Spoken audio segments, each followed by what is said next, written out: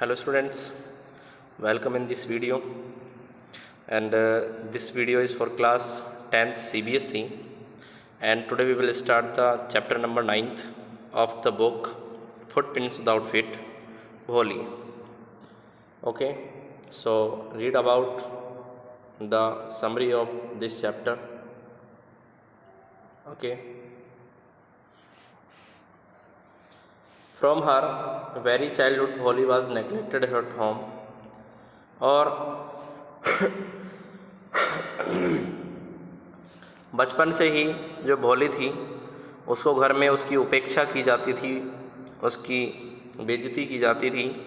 Y did her teacher take special interest in her, उसके अध्यापिका ने उसमें विशेष रुचि क्यों ली।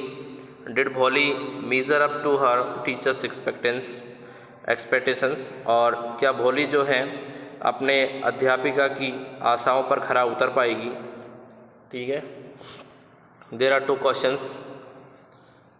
Y is Bholi's father worried about her, Bholi के पिताजी जो हैं उसके बारे में चिंतित क्यों हैं। For what unusual reasons is Bholi sent to school, और किस असामान्य कारण से भोली को स्कूल भेजा जाता है।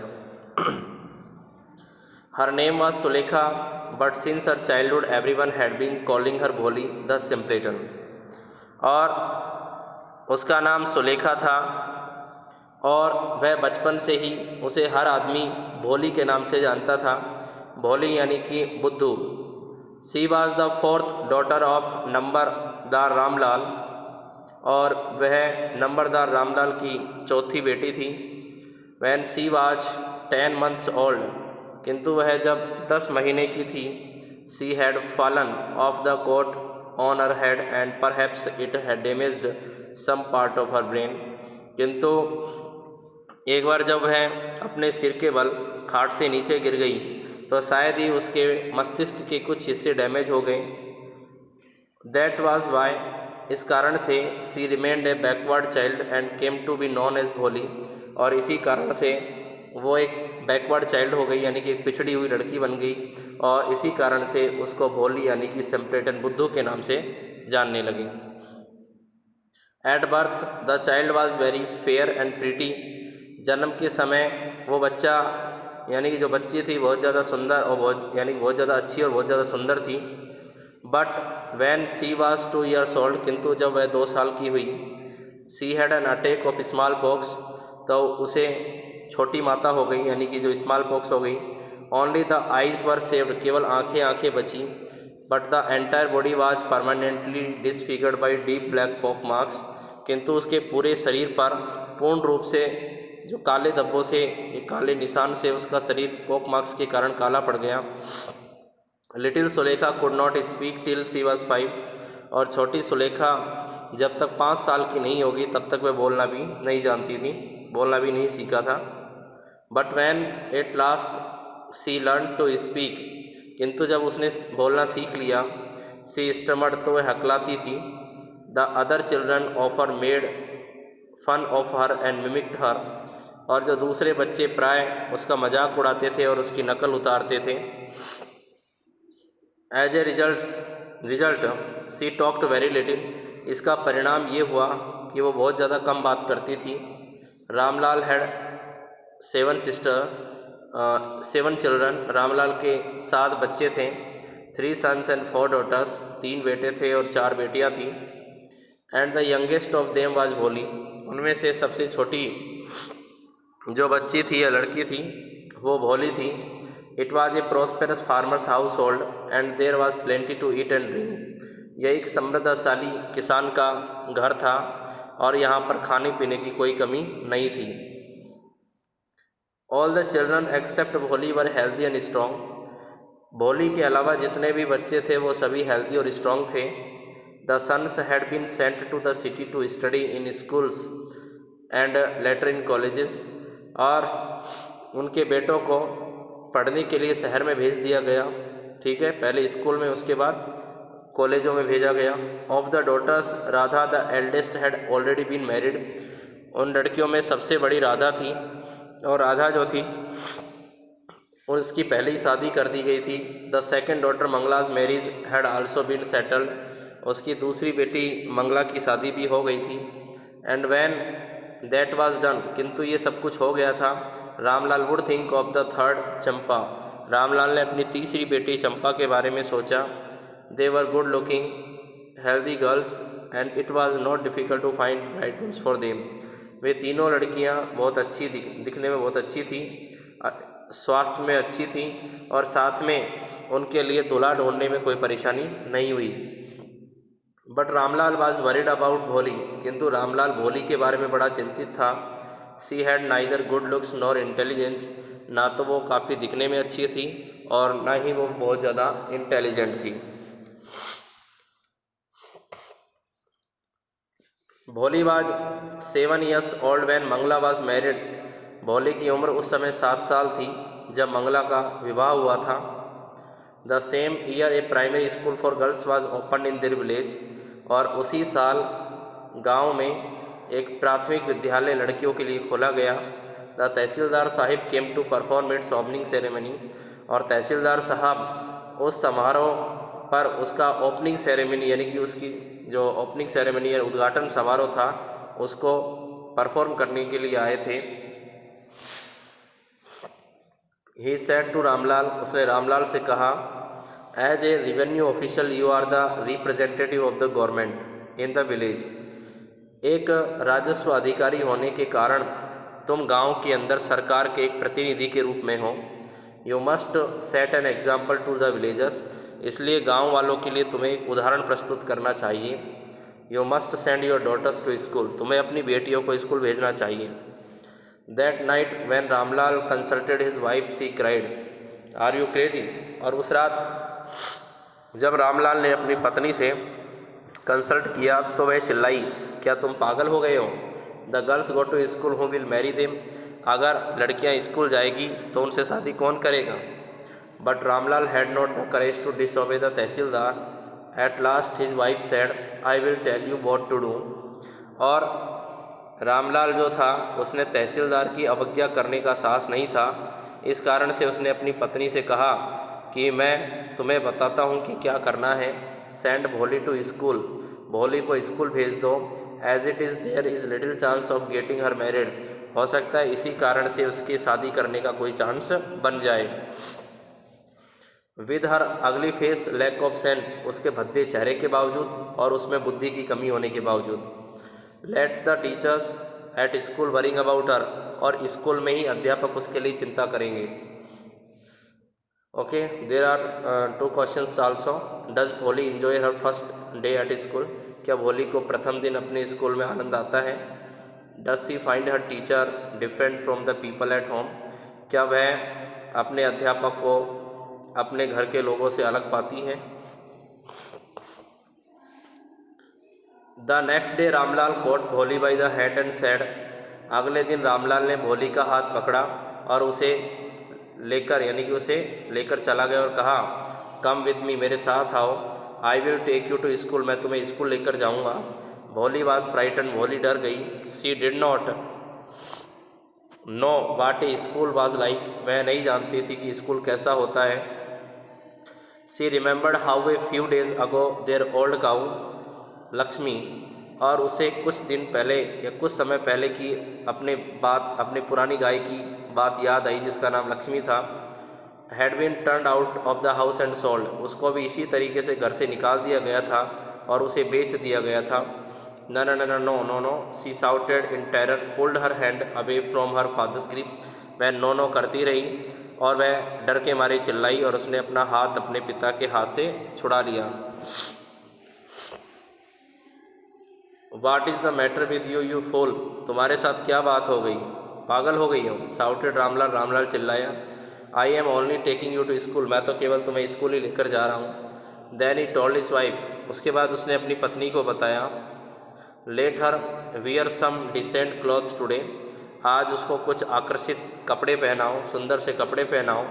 और else what will the teachers and the other school girls think of us when they see her, तो स्कूल के अध्यापक और इसके साथ पढ़ने वाली दूसरी लड़कियां हमारे बारे में क्या सोचेगी जब भोली को वो देखेंगी। New clothes had never been made for Bholi, और नए कपड़े भोली के लिए कभी नहीं बनवाए गए थे। The old dresses of her sisters was passed on to her, और वह केवल अपनी सिस्टर के पुराने कपड़े ही पहना करती थी।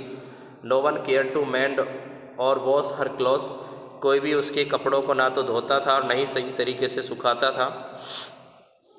But today she was lucky to receive a clean dress which had shrunk after many washings and no longer fitted Champa.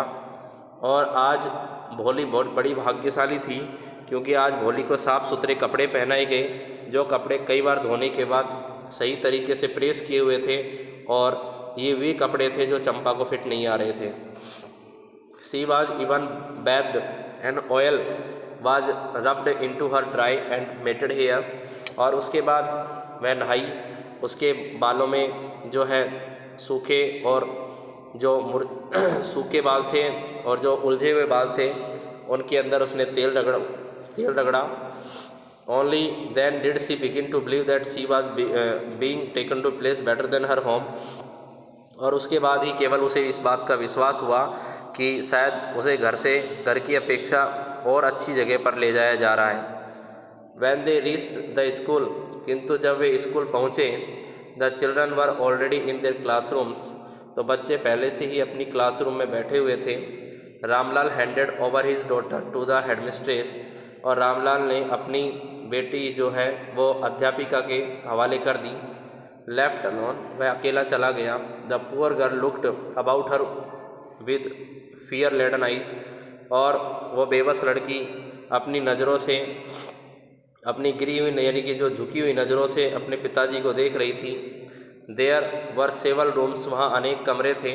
In each room girl like her squatted on mats, वहाँ प्रत्येक कमरे में लड़कियाँ जो है वो मैट पर आलती पालती की अवस्था में बैठी हुई थी। रीडिंग फ्रॉम बुक्स और राइटिंग ऑन स्लेट्स, वो सभी लड़कियां किताबें पढ़ रही थी, स्लेट पर लिख रही थी। The headmistress asked Bholi to sit down in a corner in one of the classroom, और अध्यापिका ने भोली को एक कोने में बैठ जाने के लिए कहा, एक कमरे के अंदर। Bholi did not know what exactly school was like and what happened there, Bholi वास्तव में नहीं जानती थी कि एक स्कूल कैसा होता है, ठीक है, और वहाँ पर क्या होता है। But she was glad to find so many girls almost of her own age present there, किंतु वह बड़ी खुश थी दूसरी लड़कियों को देखकर कि सभी लड़कियां लगभग उसके समान उम्र की हैं। She hoped that one of these girls might become her friend, और उसने आशा की कि ये लड़कियां शायद ही उसकी मित्र बन जाएंगी। The lady teacher who was in the class was saying something to the girls but Bholi could not understand nothing, वो लेडी अध्यापिका यानी कि जो महिला अध्यापक थी, वह क्लास में लड़कियों को कुछ कह रही थी, लेकिन भोली को कोई बात समझ में नहीं आ रही थी। She looked at the pictures on the wall, और उसने दीवार पर बनी हुई तस्वीर की तरफ देखा। द कलर्स फैसिनेटेड हर, उन रंगों के कारण वो आकर्षित हो गई। The horse was brown just as like the horse on which the tehsildar had come to visit their village, यह घोड़ा बिल्कुल वैसा ही भूरा था जिस प्रकार के घोड़े पर तहसीलदार उनके गांव में विजिट करने के दौरान आया था। The goat was black like the goat of their neighbour, और भेड़ बिल्कुल काली थी जैसे कि उनकी पड़ोसी की बकरी थी, बकरी बिल्कुल काली थी जिनके पड़ोसी की बकरी थी। The parrot was green like the parrot she had been in the mango orchard, उसने वहाँ हरे रंग का तोता देखा, वह वैसा ही तोता था जिस प्रकार से आम के बागों में देखा था। And the cow was just like their Lakshmi, और गाय बिल्कुल उनकी लक्ष्मी जैसी थी। And suddenly Bholi notice that the teacher was standing by her aside smiling at her, और अचानक से भोली ने नोटिस किया कि वह अध्यापिका उसकी बगल में खड़ी हुई थी और उस पर मुस्कुरा रही थी। What is your name little one, तुम्हारा नाम क्या है छोटी बच्ची। वो she could stammer no further than that, वो यानी कि उसने कहा कि मेरा नाम भोली है, वह हकलाती हुई ज़्यादा नहीं बोल सकी। Then she began to cry and tears flowed from her eyes in a helpless flood, और एक ऐसा है बाढ़ के रूप में उसकी आंखों से आंसू निकलने लगे और वो रोने लगी। She kept her head down as she sat in her corner. उसने अपना सिर नीचे झुका लिया जैसे ही वह उस सीट के कोने में जाकर बैठी. Not daring to look up at the girls whom she knew were still laughing at her.